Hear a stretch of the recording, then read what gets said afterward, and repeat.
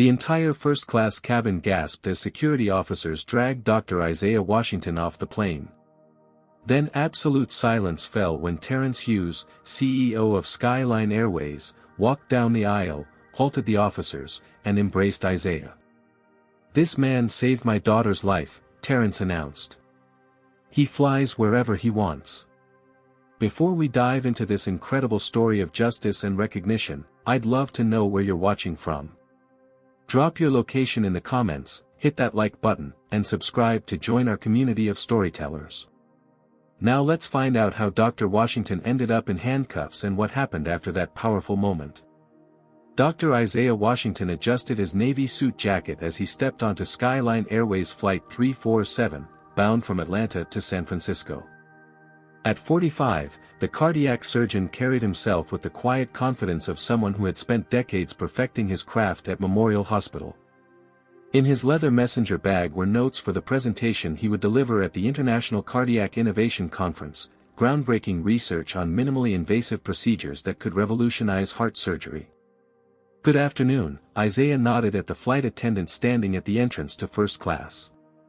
"Sir, this is the first-class cabin," the attendant, whose name tag read Melissa Parker, stated with a thin smile.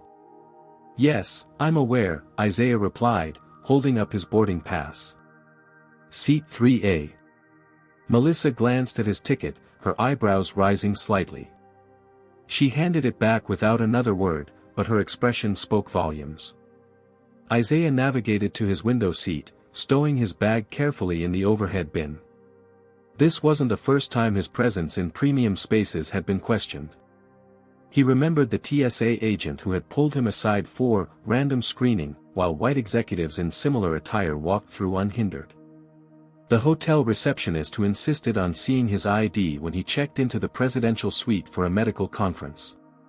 The luxury car salesman who suggested he might be more comfortable looking at the pre-owned section. Each memory was a papercut on his dignity, but Isaiah had learned long ago that maintaining composure was essential. He'd worked twice as hard his entire life to reach this position, and he wasn't about to let these small indignities derail him. The cabin filled gradually.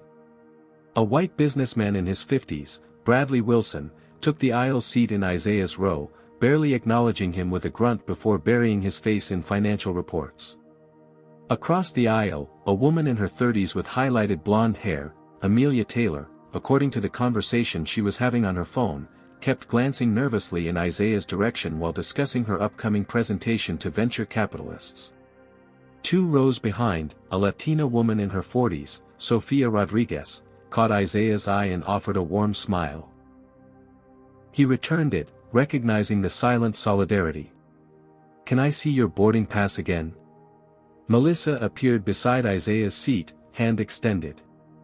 "Certainly," Isaiah said, retrieving it from his jacket pocket. This would mark the 3rd time his ticket had been verified. Melissa studied it longer than necessary, then handed it back without apology. "Just making sure everyone's in the right place." As she moved down the aisle, Isaiah noticed she didn't request to see anyone else's boarding pass. When the pre-flight service began, Isaiah observed as Melissa served the white passengers first, making her way to him last. "Something to drink, sir?" she asked, her tone noticeably cooler than it had been with the others. "Just water, please." As she poured, she commented loud enough for nearby passengers to hear, "We've had so many people trying to sit in seats they haven't paid for lately. It's becoming a real problem." Isaiah took the water with a "thank you" and returned to reviewing his presentation notes. He had delivered similar talks dozens of times, but this conference could significantly advance his research funding. He couldn't afford distractions. As the plane took off, Isaiah caught Amelia shifting uncomfortably in her seat, clutching her purse closer whenever he moved. Bradley had created a makeshift barrier with his newspaper, clearly defining the boundary between their seats. These subtle behaviors were all too familiar, the physical manifestations of implicit bias. Isaiah took a deep breath, focusing on the clouds outside his window. Just another day navigating a world that constantly questioned his right to occupy space. An hour into the flight, as the cabin service was concluding, a commotion erupted across the aisle. My wallet. It's gone. Amelia's voice cut through the ambient hum of the aircraft. She frantically rummaged through her purse, panic rising in her voice.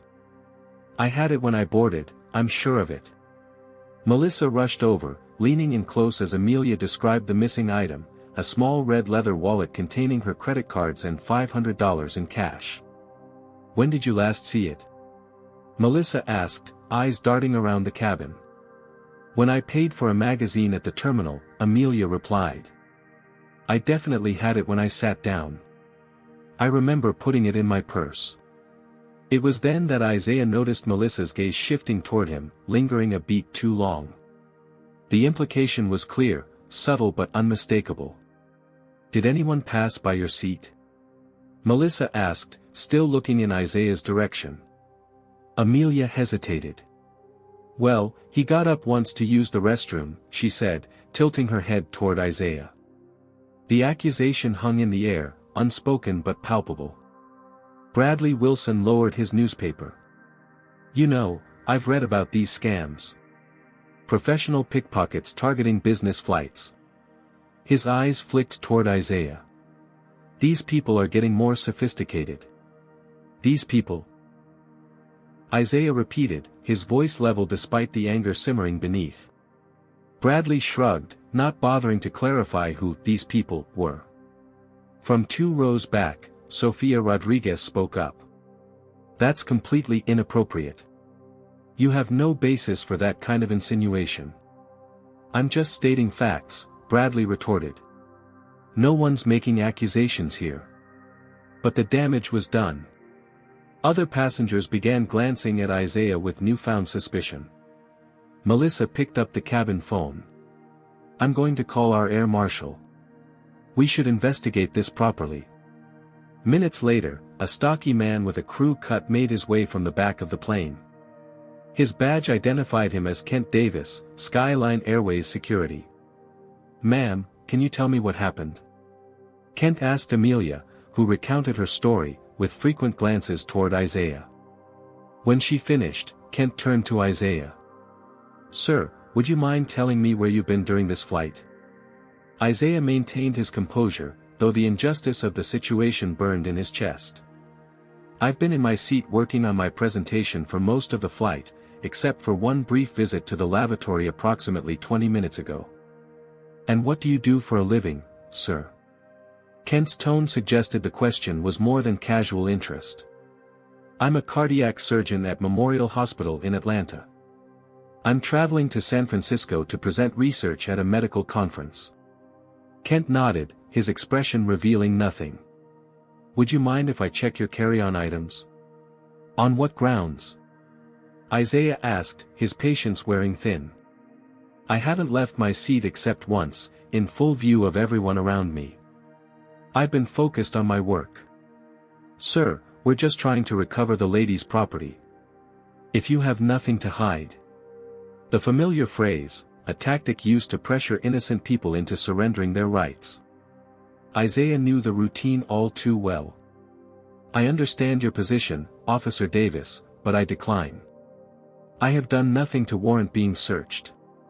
Whispers rippled through the cabin. Kent's expression hardened.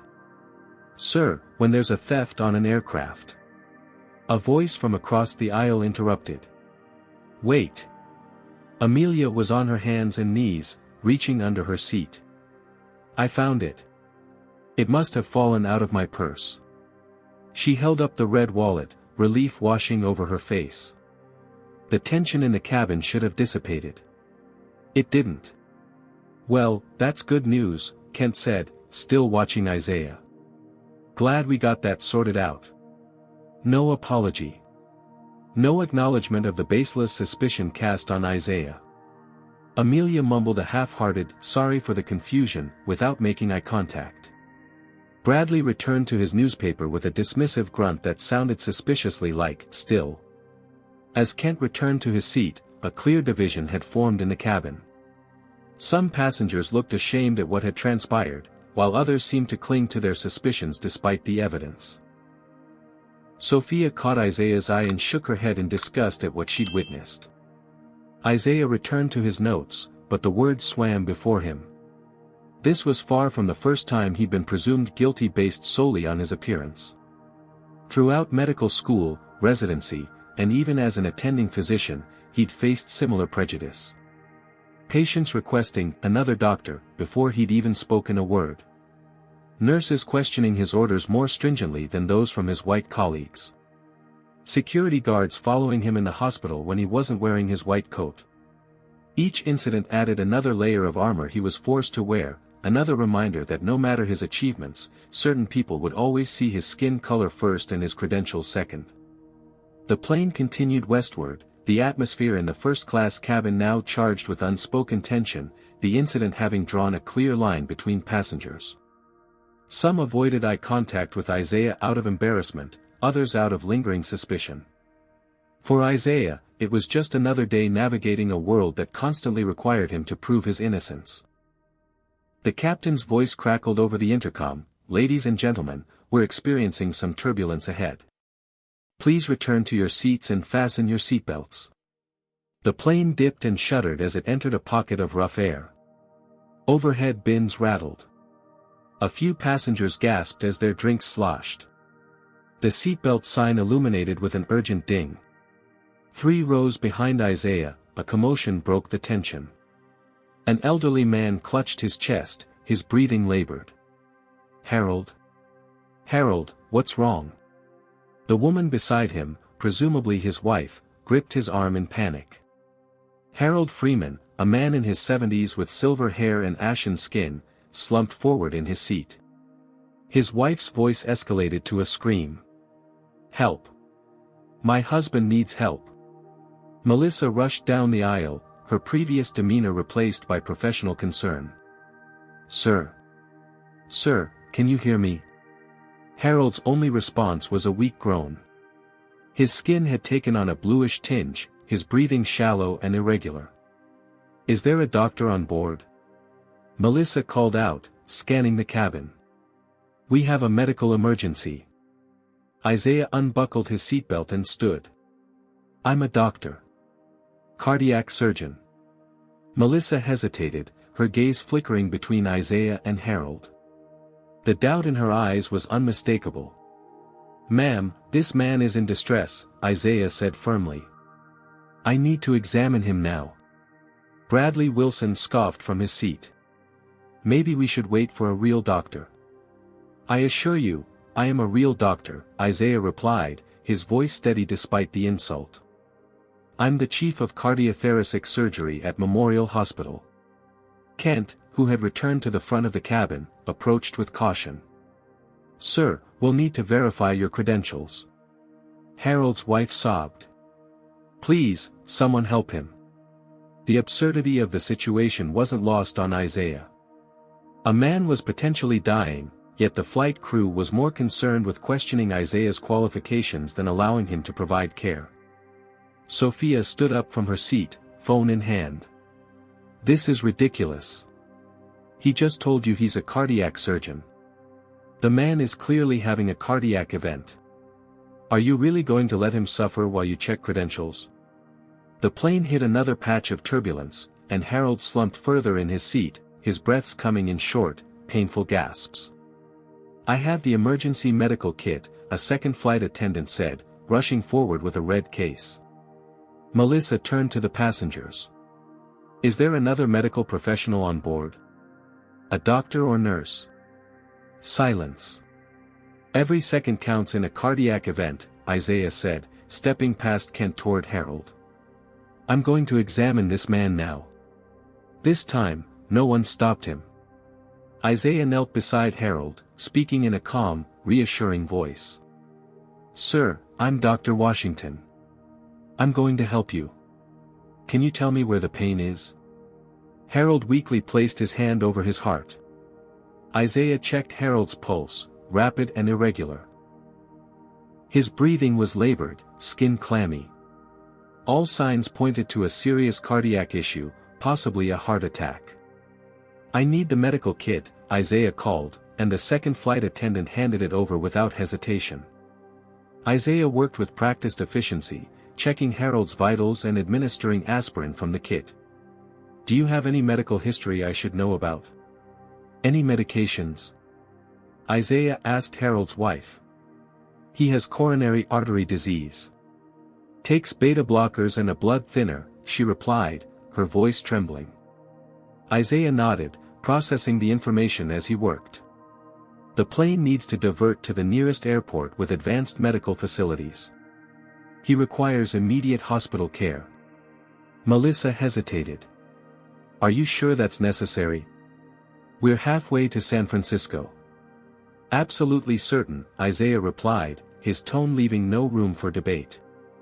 This man is experiencing a serious cardiac event. He needs a catheterization lab, possibly surgery. Inform the captain immediately. As Melissa went to speak with the captain, Isaiah continued monitoring Harold, using the stethoscope from the medical kit to listen to his heart sounds.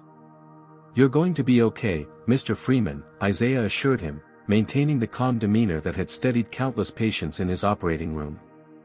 We're getting you to a hospital soon. Gradually, the aspirin began to take effect.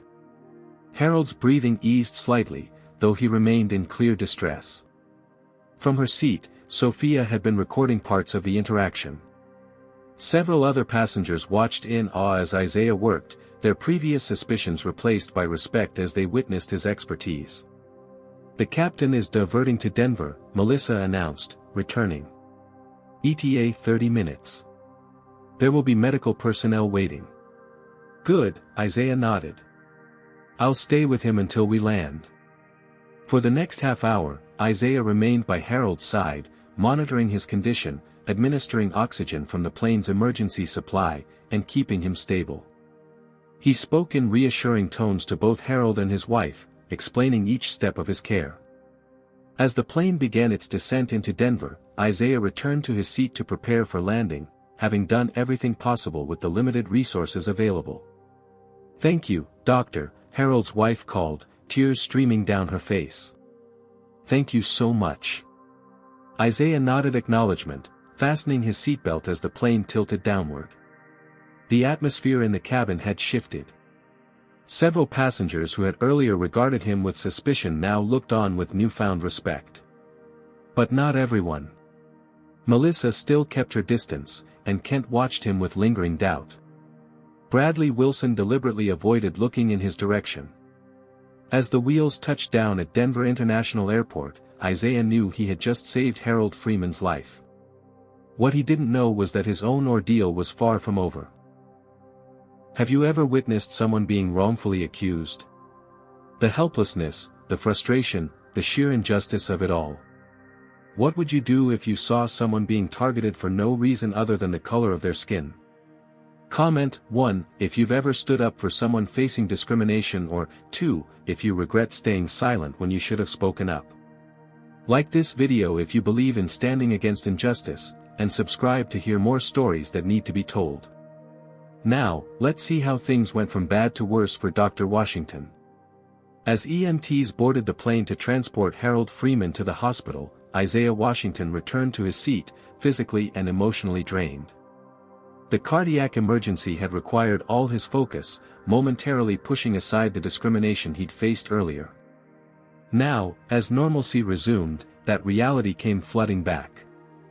You did good work, Doctor, an elderly woman commented as she passed his seat. Isaiah nodded in appreciation. Perhaps this incident would shift perceptions, at least for the duration of the flight. He reached for his messenger bag, intending to review his presentation during the delay. From the front of the cabin, Melissa Parker whispered something to Kent Davis, both of them glancing in Isaiah's direction.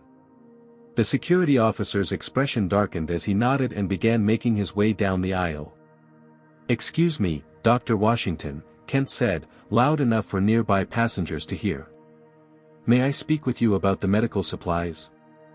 Isaiah looked up, puzzled. What about them? Several items appear to be missing from the emergency kit after you used it. The accusation hung in the air. Passengers who moments ago had regarded Isaiah with respect now watched with renewed suspicion. That's impossible, Isaiah replied. I used only what was necessary to stabilize Mr. Freeman. Everything else was returned to the kit. Kent's gaze shifted to Isaiah's messenger bag. "Would you mind if I take a look in your personal belongings?" "Yes, I would mind," Isaiah said firmly. "I've done nothing wrong. I just saved a man's life using your inadequate medical kit, and now you're suggesting I stole supplies?" "Sir, there are controlled medications missing. This is a serious matter." Isaiah felt a familiar tightness in his chest, the sensation that accompanied these moments of blatant discrimination. "Which medication specifically?" "I administered aspirin and oxygen. I documented everything in the medical incident report." Kent ignored the question. "Sir, if you have nothing to hide." "That's not the point," Isaiah interrupted. "You're searching me without cause based on an accusation that makes no sense. Why would a cardiac surgeon steal airplane medical supplies?" Around them, first-class passengers watched the exchange. Most averted their eyes, unwilling to get involved. Bradley Wilson smirked slightly, as if his earlier suspicions had been validated. From her seat, Sofia Rodriguez raised her phone, clearly recording the interaction. "Ma'am, please put that away," Kent ordered. "It's not illegal to record," Sofia replied calmly. "I'm documenting this interaction for everyone's protection." Kent turned back to Isaiah. "Doctor, I'm just following protocol. Medical supplies are missing, and as the only person who accessed the kit. The flight attendants also accessed the kit," Isaiah pointed out. "Did you search them?" Kent's silence was answer enough. "This is beyond inappropriate," Isaiah continued. "I demand to speak with the captain." "The captain is busy preparing for our departure," Kent replied. "This will go much faster if you cooperate." Isaiah weighed his options. He could continue refusing, potentially escalating the situation, or submit to the humiliating search to end the ordeal. Neither option felt right, but the latter seemed the path of least resistance. "Fine," he said finally. "Search the bag. But I want this documented." Kent began rifling through Isaiah's messenger bag, pulling out medical journals, his laptop, presentation materials, and personal items, displaying them for all to see. The invasion of privacy was complete and deliberate.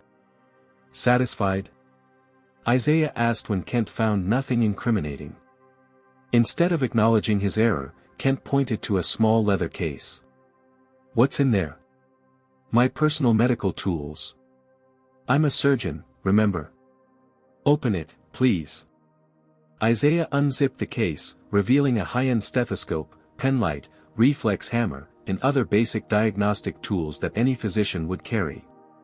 "These are prescribed medications," Kent said, pointing to a small container. "Those are my prescription migraine tablets," Isaiah explained, his patients wearing thin. "Note my name on the label." Kent examined the bottle, then continued searching.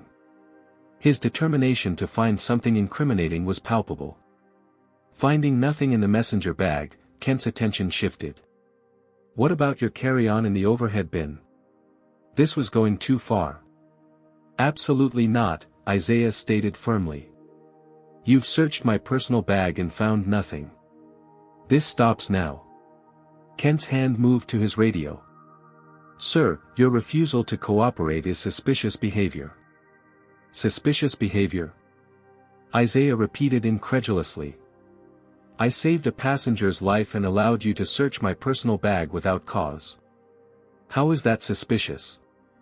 As the confrontation escalated, the captain's voice came over the intercom. "Ladies and gentlemen, due to a security situation, we'll be remaining in Denver longer than anticipated. Please stay seated while we resolve this matter." A chill ran through Isaiah as he realized what was happening. The security situation was him. "This is outrageous," Sofia called out from her seat. "He's being targeted because he's black. Everyone can see it." Several passengers shifted uncomfortably. A few nodded in agreement, but most remained silent, complicit in their inaction. "Ma'am, please stay out of this," Kent warned. "I will not," Sofia replied. "I'm a civil rights attorney, and what I'm witnessing is textbook racial profiling. Kent ignored her, turning back to Isaiah. "Sir, due to your uncooperative attitude, I'm going to have to ask you to deplane for further questioning." "Uncooperative?"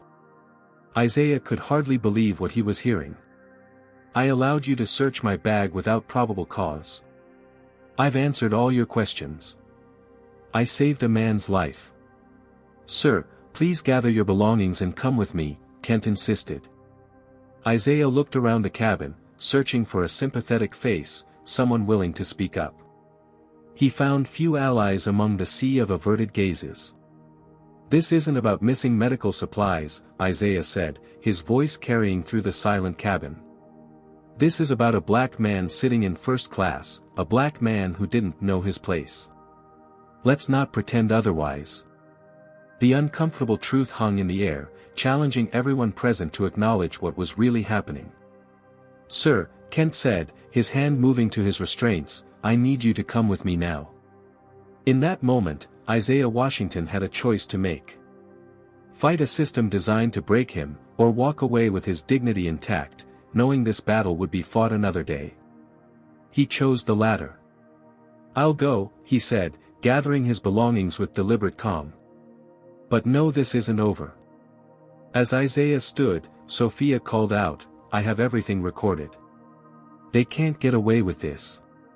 For that small act of allyship, Isaiah was grateful, even as he prepared to be escorted off a plane like a criminal, not for anything he had done, but for who he was.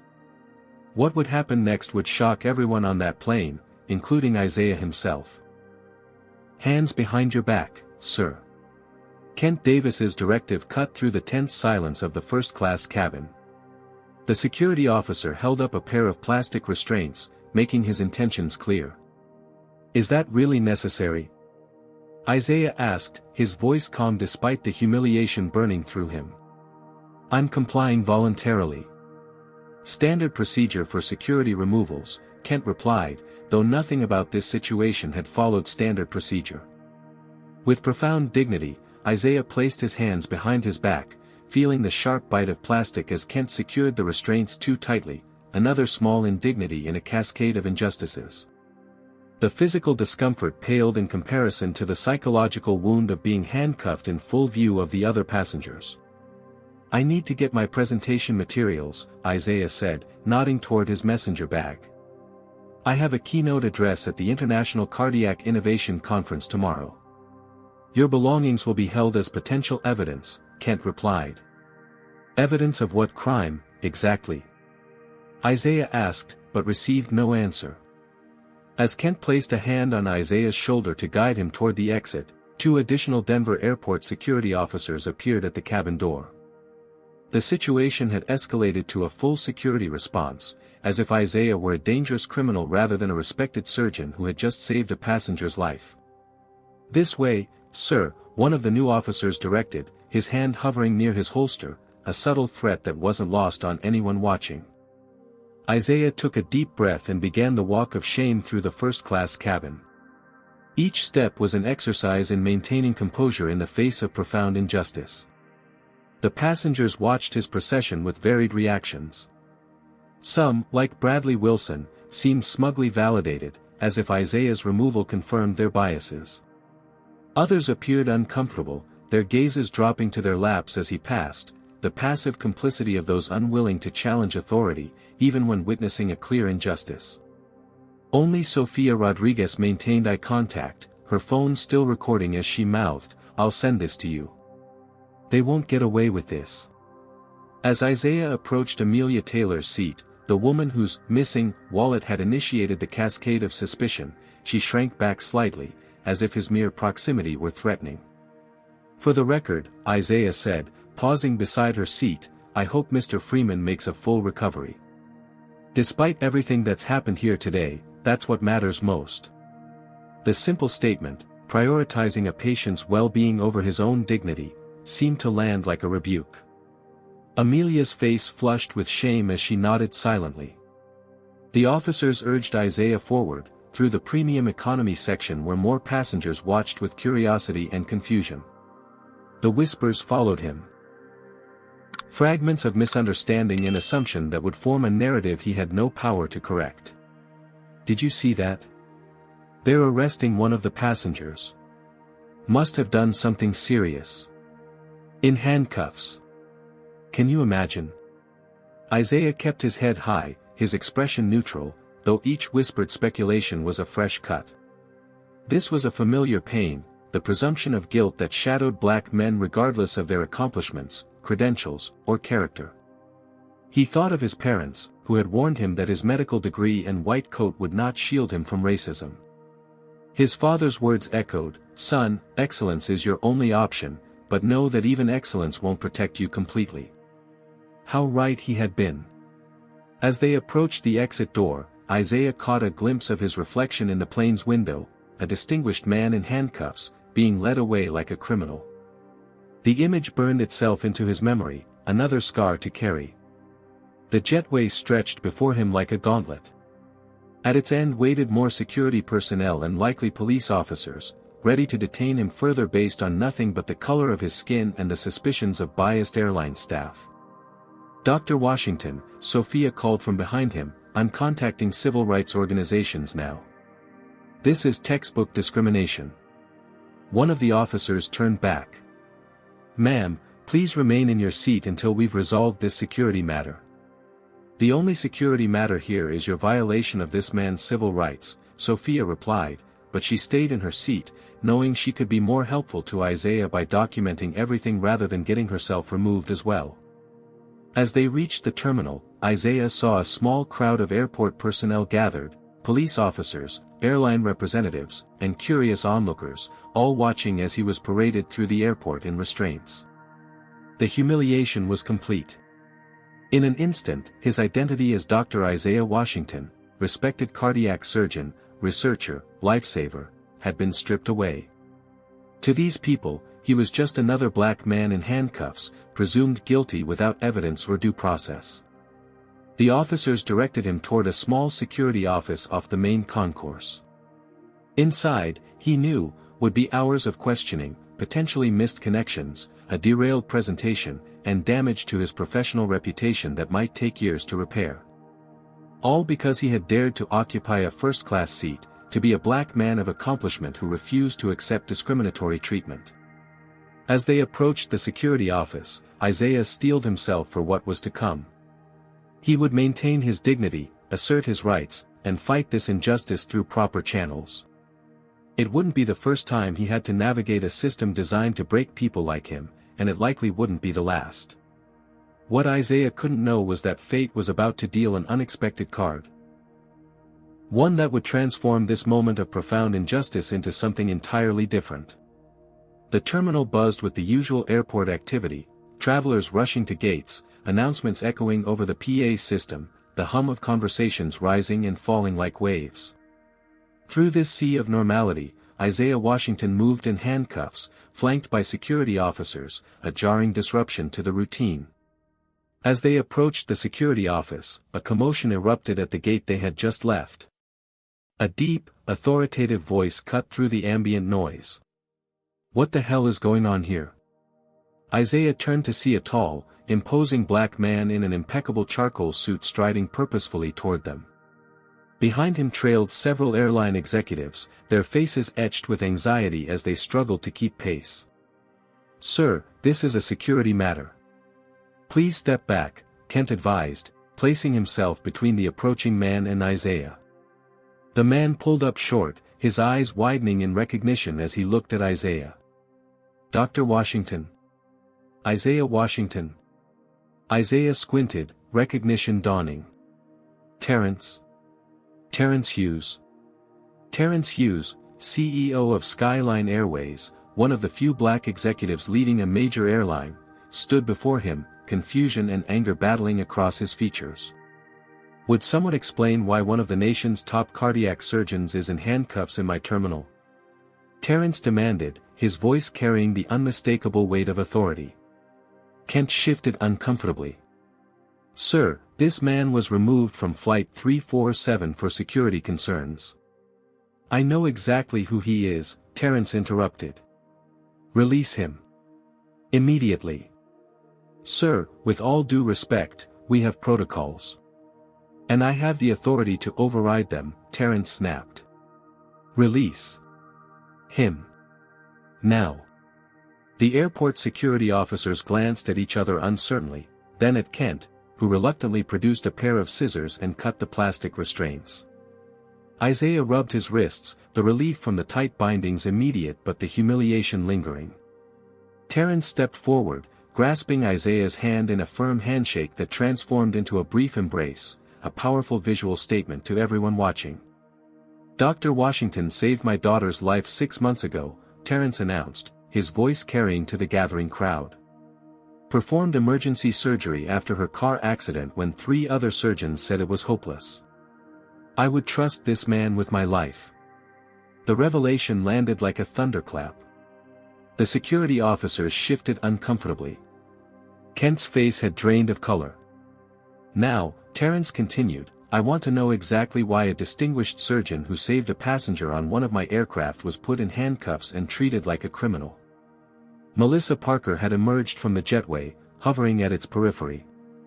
Terrence beckoned her forward with a gesture that brooked no refusal.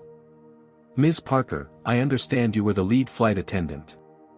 Please explain. Melissa straightened her uniform nervously.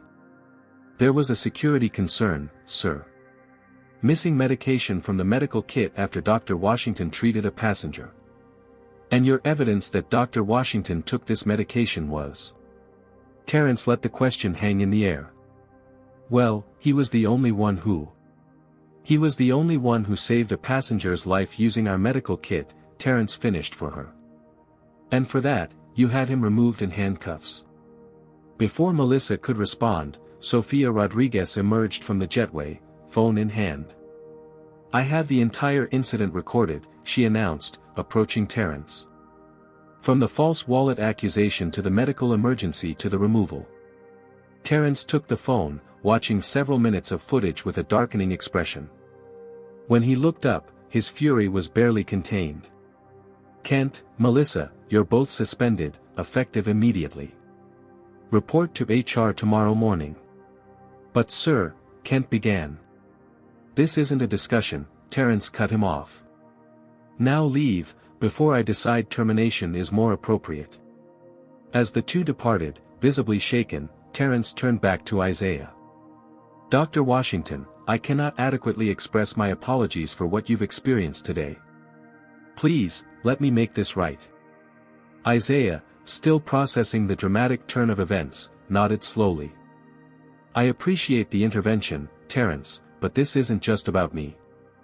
This happens to black professionals every day, without a CEO showing up at the right moment. I know, Terrence replied solemnly. That's why we need to do more than just fix this one incident. He turned to his executive team. The flight to San Francisco will be delayed another 30 minutes. I'm personally escorting Dr. Washington back on board. A staff member stepped forward hesitantly. Sir, the captain has already filed a security report. Then he can file an amendment, Terrence replied firmly.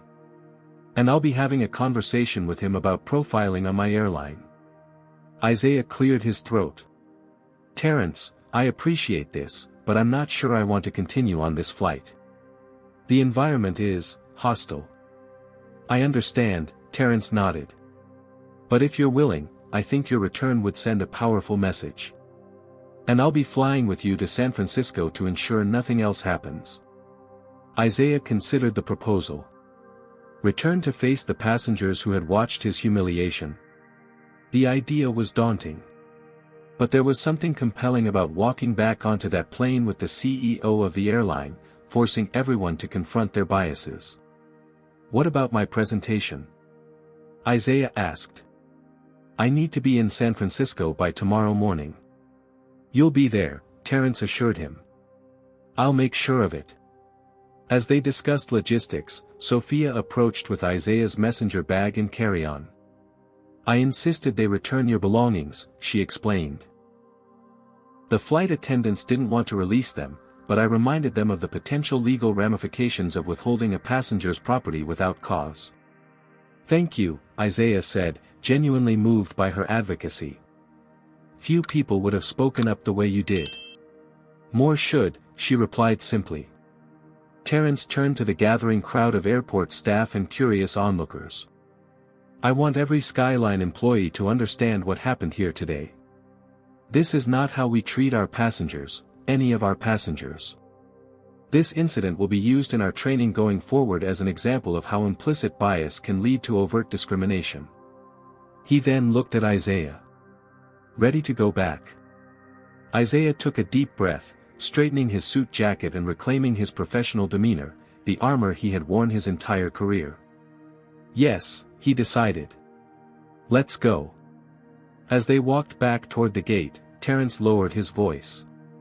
My daughter, Aisha, she asks about you sometimes. The doctor who fixed her heart. She's applying to medical school now, inspired by you. The simple statement reminded Isaiah why he endured these battles. Not just for himself, but for every Aisha who needed to see that excellence was possible, even in a world that often tried to deny it. Together, they approached the jetway, ready to board the plane where everything had started, and where an even more dramatic confrontation awaited. The hushed conversations in the first-class cabin died instantly as Isaiah Washington stepped back onto the plane, Terrence Hughes at his side. Passengers who had been animatedly discussing the security incident froze mid-sentence, eyes wide with shock at the unexpected return. Bradley Wilson nearly choked on his scotch. Amelia Taylor shrank into her seat, suddenly fascinated by her fingernails. Others simply stared, trying to process the dramatic reversal unfolding before them. Ladies and gentlemen, Terrence announced, his commanding voice filling the cabin, I'm Terrence Hughes, CEO of Skyline Airways.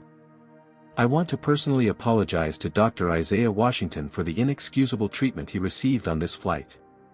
The silence deepened. Isaiah stood tall beside Terrence, his dignity restored but the memory of humiliation still fresh. Dr. Washington will be continuing to San Francisco as planned, Terrence continued. And I will be joining this flight to ensure no further incidents occur. A flight attendant, not Melissa, who had been removed from duty, hurried forward with 2 bottles of water. Your seat is ready, Mr. Hughes. We've prepared 3B for you, right across from Dr. Washington. Thank you, Terrence replied, then turned back to address the cabin. Before we depart, I want to make something absolutely clear. What happened here today was textbook racial profiling, and it has no place on my airline or anywhere else. He paused, his gaze sweeping across the faces of the passengers. Some looked ashamed, others defensive, a few nodding in agreement. Dr. Washington is not just any passenger. He is one of the nation's leading cardiac surgeons, chief of cardiothoracic surgery at Memorial Hospital, and the recipient of the Lasker Award for his innovations in minimally invasive procedures. Isaiah watched as this information registered with the passengers. The credentials shouldn't have mattered, no one deserved such treatment, regardless of their achievements, but he understood Terrence's strategy. Sometimes people needed to recognize their biases through stark contrast. Moreover, Terrence continued, Dr. Washington saved my daughter's life 6 months ago when she was in a car accident. 3 other surgeons had declared her case hopeless. Dr. Washington operated for 14 hours straight and brought her back to us. Gasps rippled through the cabin. The personal connection added emotional weight to Terrence's words. And just today, he saved the life of another passenger on this very flight, only to be thanked with suspicion, accusations, and handcuffs. From the back of the first-class section, Harold Freeman's wife stood up, her eyes brimming with tears. My husband is stable at the hospital because of Dr. Washington. The doctors said if not for his quick action on the plane, Harold might not have survived. We owe him everything. Her heartfelt testimony shifted the atmosphere further. Several passengers now looked openly ashamed of their earlier silence or suspicion. Not everyone was swayed, however. Bradley Wilson shifted in his seat, clearly uncomfortable but not contrite.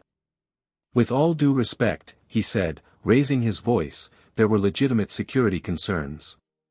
Were there? Terrence cut him off sharply. Please, Mr. Wilson, enlighten us. What legitimate security concern did a respected surgeon present after saving a passenger's life? Bradley faltered under Terrence's direct challenge. Well, the missing medications, which were later found exactly where they belonged in the medical kit, Sophia interjected from her seat. I have that on video too. The simple truth, Terrence continued, is that Dr. Washington was profiled because of his race. Some of you participated actively in that profiling. His gaze lingered on Bradley and Amelia. Others allowed it to happen through your silence. The collective discomfort in the cabin was palpable. This was not the typical corporate damage control passengers might have expected, a private apology, perhaps an upgrade or voucher for future travel. This was a public reckoning. I take full responsibility for the culture that allowed this to happen, Terrence added. And I promise you that Skyline Airways will be implementing comprehensive changes in our training and protocols as a result. He turned to Isaiah. Dr. Washington, your seat awaits you. I hope you'll accept our deepest apologies and allow us to make this right. Isaiah nodded, moving toward his window seat. As he settled in, he noticed the shift in how people looked at him now, with respect, embarrassment, or a complex mixture of both. Amelia Taylor, seated across the aisle, turned toward him hesitantly. Dr. Washington, I'm truly sorry. My behavior was inexcusable. Isaiah acknowledged her apology with a nod, neither absolution nor rejection. Apologies were a beginning, not an end. Other passengers approached one by one, offering their own expressions of regret, for suspecting him, for remaining silent, for allowing injustice to unfold before their eyes. Bradley Wilson remained notably silent, staring straight ahead, his jaw set in stubborn refusal to acknowledge his role. As the cabin crew prepared for departure, Sophia made her way to Isaiah's seat. I've sent you the videos, she said, handing him a business card. I'm a civil rights attorney with Torres and Rodriguez. If you decide to pursue this matter legally, I'd be honored to represent you. Thank you, Isaiah replied, genuinely moved by her consistent allyship throughout the ordeal. I'll think about it. Terrence settled into the seat across the aisle, leaning over to speak privately with Isaiah. This isn't over, he said quietly.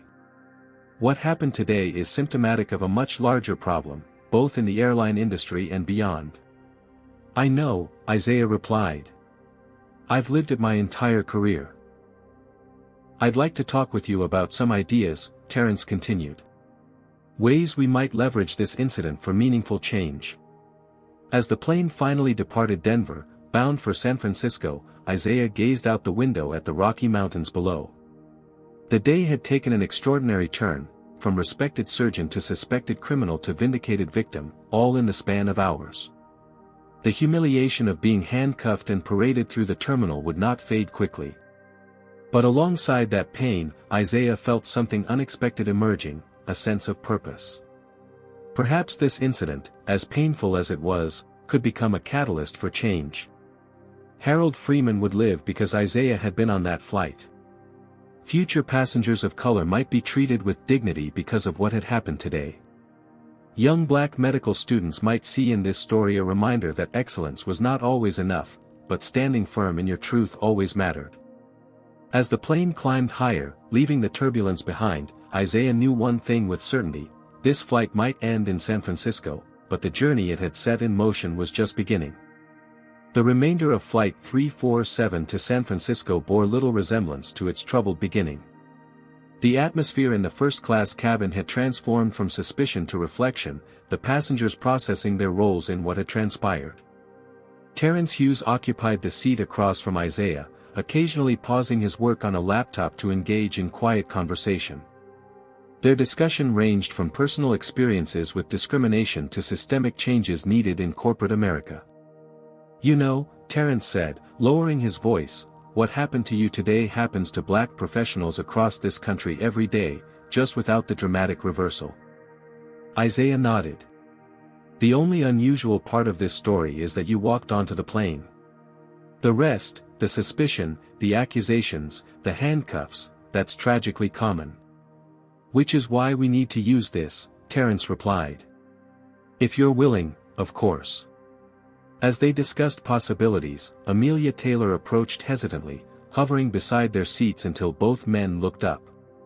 Dr. Washington, she began, her voice unsteady, I want to apologize again. When I lost my wallet, I made assumptions that I'm deeply ashamed of now. Isaiah studied her face, seeing genuine remorse. Thank you for acknowledging that. I've been thinking about it, she continued. About why I so quickly suspected you. I'd like to say it wasn't about race, but... She trailed off, confronting her own bias perhaps for the first time. I'm sorry.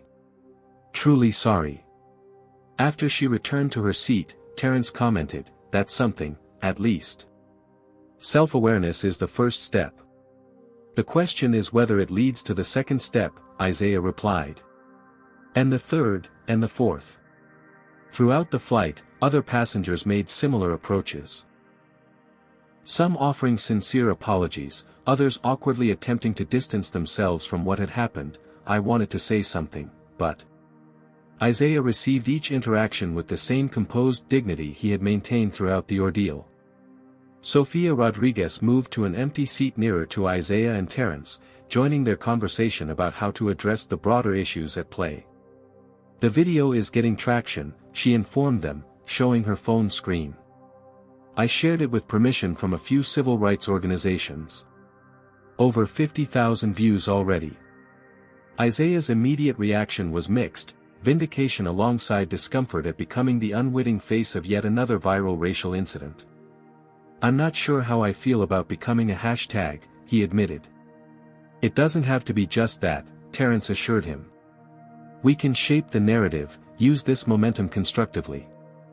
As the discussion continued, they outlined a potential response. Terrence would implement comprehensive anti-bias training for all Skyline Airways staff, with Isaiah consulting on the program's development. They would create a scholarship for minority medical students in Isaiah's name, funded by the airline. Most importantly, they would leverage the incident to spark broader conversation about the everyday discrimination faced by professionals of color. Your medical conference presentation, it's on innovative cardiac procedures, correct? Terrence asked. Isaiah nodded. Minimally invasive techniques that reduce recovery time by 60%. Would you consider adding a segment about today, about the barriers Black professionals face even at the height of their careers? Isaiah considered the suggestion. His presentation was scientific, data-driven, not a platform for personal experience. And yet, wasn't this precisely the problem? The compartmentalization of these experiences, the pressure to remain professional, by never acknowledging the additional obstacles faced. I think I would, Isaiah decided. Not to hijack the medical content, but to contextualize the journey that brought it into being. As the flight entered its final hour, Isaiah received a notification on his phone, an email from the conference organizers. They've seen the video, he said, scanning the message. They're asking if I would be willing to give an additional talk, specifically addressing today's events and broader issues of racial bias in medicine. Will you do it? Sophia asked. I think I have to, Isaiah replied. If not me, then who? The plane began its descent into San Francisco, the city lights appearing through breaks in the clouds below. Isaiah felt the weight of the day's events, the humiliation, the vindication, the unexpected platform that had emerged from both. His phone buzzed with another notification. A text message from the head of surgery at his hospital, just saw the video. Entire department standing with you. Take all the time you need. Similar messages flooded in from colleagues, former patients, and medical school classmates, a chorus of support that affirmed his place in a community that valued his contributions. As the wheels touched down at San Francisco International Airport, Terrence turned to Isaiah. This isn't over, he said. But I think something important has begun. Isaiah nodded in agreement. The day had taken his carefully constructed professional life and transformed it into something he hadn't sought but now recognized as necessary, a platform from which to address issues larger than medicine, yet intrinsically connected to his work and identity. As passengers prepared to disembark, Harold Freeman's wife approached one final time, pressing a small envelope into Isaiah's hand. "My husband asked me to give you this before I left Denver," she explained. "He said it's important you have it." Inside the envelope was a handwritten note on hospital stationery. "Dr. Washington. Before today, I might have been one of those passengers who looked away. Your skills saved my life, but your dignity in the face of injustice may have saved my soul. I will never be silent again. With eternal gratitude. Harold Freeman, **. Isaiah carefully folded the note and returned it to the envelope, tucking it into his jacket pocket, a reminder that transformation was possible, that singular moments could indeed catalyze profound change. As he prepared to exit the plane that had been the site of both humiliation and vindication, Isaiah Washington knew with certainty that while he had boarded as simply a cardiac surgeon en route to a conference, he would disembark as something more, a reluctant but necessary voice in a conversation too long deferred. 3 months after the incident on Flight 347, Dr. Isaiah Washington stood at the podium of the Grand Ballroom at the Moscone Center in San Francisco. The room was filled beyond capacity, with attendees lining the walls and sitting cross-legged in the aisles, a stark contrast to the typical attendance for medical conference closing keynotes. "Before I begin," Isaiah said, adjusting the microphone, "I want to acknowledge that I stand here today as both a cardiac surgeon and a reluctant activist, two identities I once believed I could keep separate, but now understand are inextricably linked." The audience, a diverse gathering of medical professionals, journalists, corporate executives, and social justice advocates, listened in rapt attention. What had begun as a medical conference presentation had evolved into a landmark event in the ongoing conversation about racial bias in professional spaces. In the front row sat Terrence Hughes, who had taken the extraordinary step of implementing company-wide changes at Skyline Airways following the incident. Beside him was Sofia Rodriguez, whose recording had catalyzed a national dialogue about the everyday discrimination faced by professionals of color. 3 months ago, I boarded a plane as a cardiac surgeon heading to this very conference, Isaiah continued. What transpired during that flight has been viewed over 12 million times online. But what the video doesn't show is the lifetime of similar incidents that preceded it, the constant need to prove my credentials, to justify my presence in spaces where my white colleagues are welcomed without question. The transformation that had begun on that flight had rippled outward in unexpected ways. The day after landing in San Francisco, Isaiah had delivered his scheduled presentation on minimally invasive cardiac procedures to enthusiastic acclaim. But it was his additional session, hastily organized by the conference committee, that had drawn unprecedented attendance and media coverage. Titled simply, "The Incident, Racial Bias in Medicine and Beyond," Isaiah's candid discussion of his experience had resonated far beyond the medical community, sparking conversations in corporate boardrooms, hospital administration offices, and airline industry gatherings. "Today, I can report several concrete developments," Isaiah announced, advancing to a new slide in his presentation. First, Skyline Airways has implemented comprehensive anti-bias training for all staff, from executives to ground crew. This program, which I had the privilege of helping develop, is now being adopted by 3 other major airlines. Applause rippled through the audience. Second, the Skyline Washington Scholarship for Minority Medical Students has been established with an initial endowment of $5 million, providing full tuition for 5 students annually who demonstrate both academic excellence and commitment to serving underrepresented communities. More applause, louder this time. Third, I'm pleased to announce that Kent Davis and Melissa Parker, the security officer and flight attendant involved in the incident, have been terminated from Skyline Airways following a thorough investigation.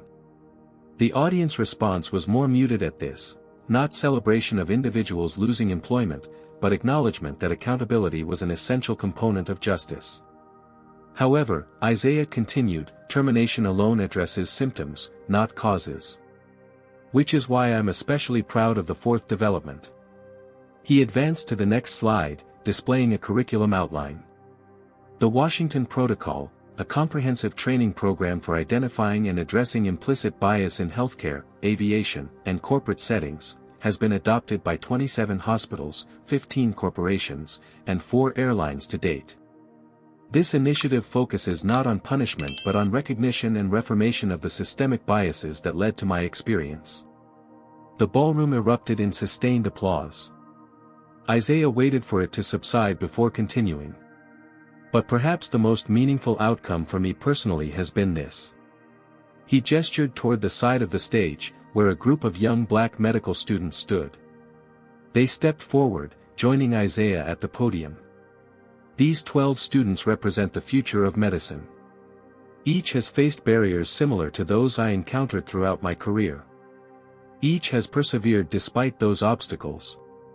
And each has committed to mentoring the generation that will follow them. Isaiah introduced each student by name and specialty, giving them a moment in the spotlight they so rarely received. The pride on their faces was unmistakable, not just for the recognition, but for seeing someone who looked like them commanding the respect of this prestigious gathering. My experience on Flight 347 was simultaneously singular and universal, Isaiah continued after the students had returned to their seats. Singular in its specific circumstances, universal in its reflection of the indignities faced by countless professionals of color every day. From his pocket, Isaiah withdrew Harold Freeman's note, now slightly worn from frequent handling. Mr. Freeman, the passenger whose life I helped save during that flight, wrote something that has stayed with me. He said that while my medical skills saved his life, my dignity in the face of injustice may have saved his soul. Isaiah paused, letting the words resonate. That transformation, from passive observer to active ally, is what we must all strive for. Not just in dramatic moments captured on video, but in the quiet, daily interactions where bias often operates unchallenged.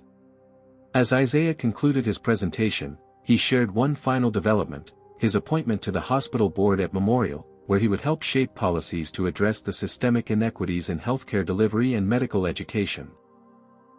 The standing ovation lasted nearly 5 minutes, a powerful affirmation of both Isaiah's medical contributions and his newfound role as a catalyst for change.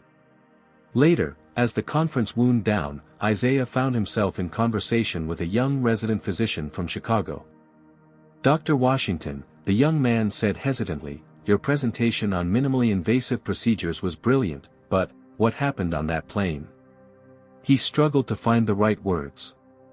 "Watching how you handled it, seeing you turn it into this movement, it's shown me that excellence isn't enough.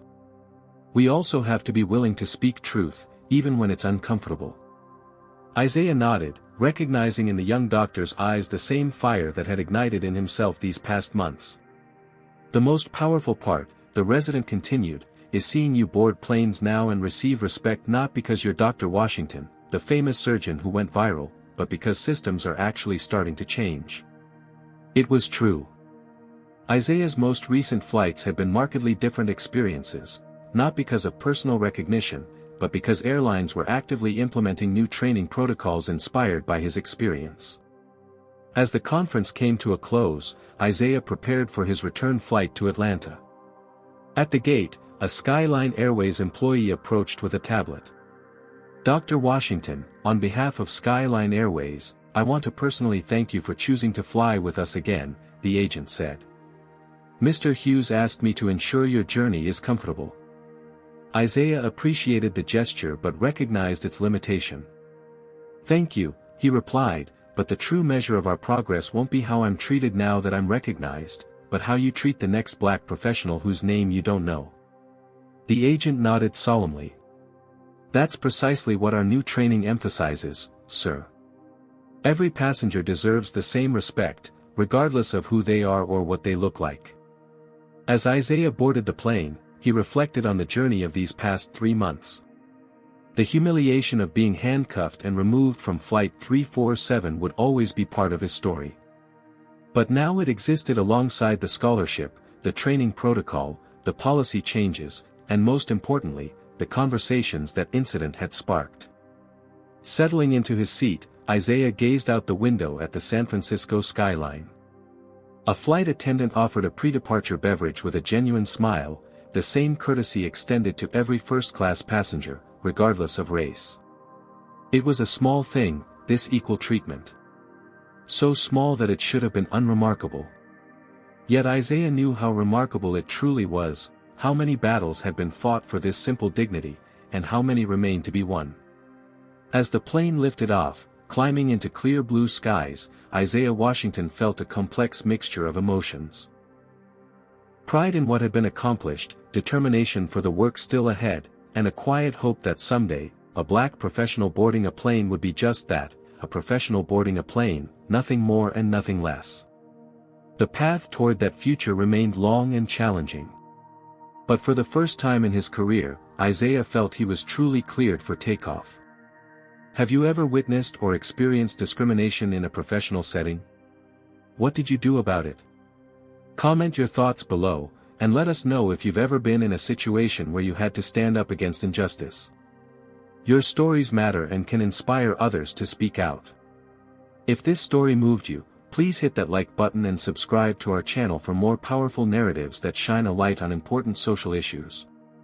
Share this video with someone who needs to hear this message. Sometimes the most important conversations start with a simple story.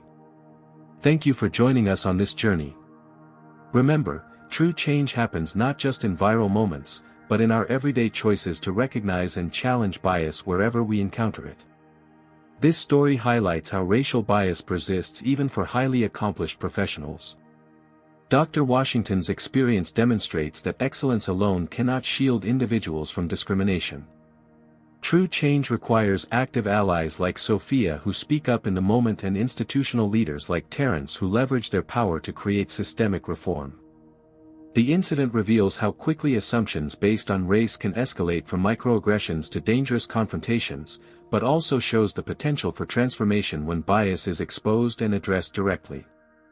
The most powerful lesson is that meaningful change happens at multiple levels, through individual courage, corporate accountability, policy reforms, and educational initiatives. Dr. Washington turned his humiliation into a catalyst for progress, creating pathways for future generations. His story reminds us that dignity in the face of injustice can inspire others to examine their own biases and become advocates for equality, proving that sometimes our most painful experiences can become platforms for our most important contributions. Have you ever witnessed discrimination and felt unsure how to respond? Share your experience in the comments below. What did you do, or what would you do differently now after hearing Dr. Washington's story? If you've ever been in Dr. Washington's position, what support would have made a difference? Your stories matter in this ongoing conversation about racial justice. Hit that like button if you believe in standing up against discrimination, and subscribe to our channel for more powerful narratives that challenge us to create a more equitable world. Share this video with someone who might need to see how speaking up can create real change. Thank you for joining us on this journey of reflection and action. Remember, the flight toward justice requires all of us on board, as witnesses, allies, and advocates. Together, we can transform painful moments into platforms for progress.